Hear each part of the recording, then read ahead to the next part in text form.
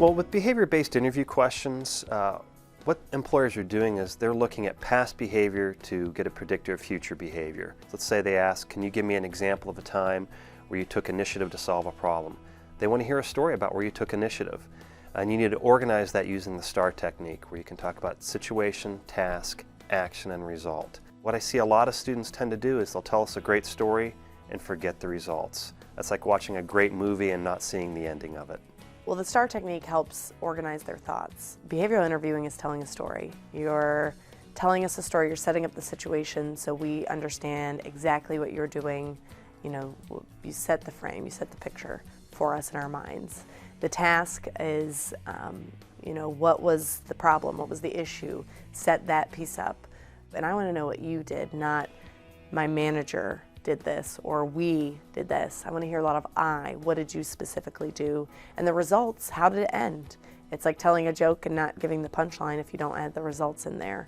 When they get those behavioral questions, take it back to a specific example, explain what they did, set it up, give the details, and include a lot of names, dates, times, numbers, and places. The more details you can give, it really helps the employer understand the depth and breadth of what you accomplished.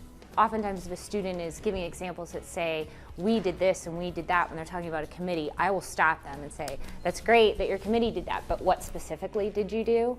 And what I find oftentimes that they didn't do anything. You really want to kind of go through your resume, go through even go through the last couple of months of emails that you've had from student organizations, from your work, from different classes, and really get into the detailed, 1 or 2 or 3 detailed stories that you can tell, that you can actually know exactly what happened, exactly what the concept was, who was in the meeting, what the real problems were, what the detailed actions were, and not only what you did, but some of the options that you considered or that group considered before making the final decision, and then details in terms of what the result was. Well, David, can you tell me about a time where you set a goal and you thought you did everything possible to achieve that goal but still fell short? Sure.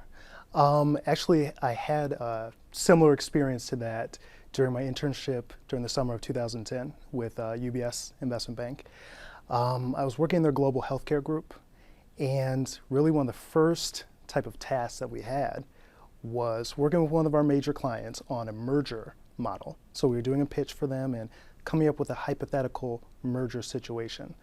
And my task was to create the merger model and come up with the analysis so that we could show them our numbers so that it made sense. So one of my senior associates came to me and said, David, you know, this is your task. Go ahead with it. We're not going to help you out. Do your very best, and we'll come to you at the end of the day. So I literally spent the next, I would say, 12 hours of that day working at a computer on my merger model, which I thought, man, you know, I've spent 12 hours. It's going to be perfect. There's nothing wrong with this.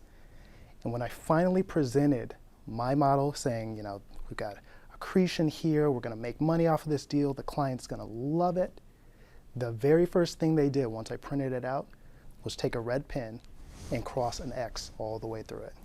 And they said, you did absolutely everything wrong that we were looking for. And although you spent 12 hours, we're now going to have to go and redo this. So me, you know, this is my first week as an intern, sitting there thinking, wow, I spent way more time than any full-time person would actually spend on this. And I did it all wrong. How is this possible? I'm not going to get a job at all. And now all my dreams of doing investment banking are ruined from this one engagement. And what I later realized was the fact that, you know, when you come in, and this is what they told me at the end of the summer once I finally received a full-time offer, when you come in, they understand you don't know everything. You know, you're not supposed to know every single thing about investment banking or your internship in general. When you come in, they want to see that you are putting forth the full effort, you're going above and beyond, and really trying to do your best in terms of what they show you and what they want you to do.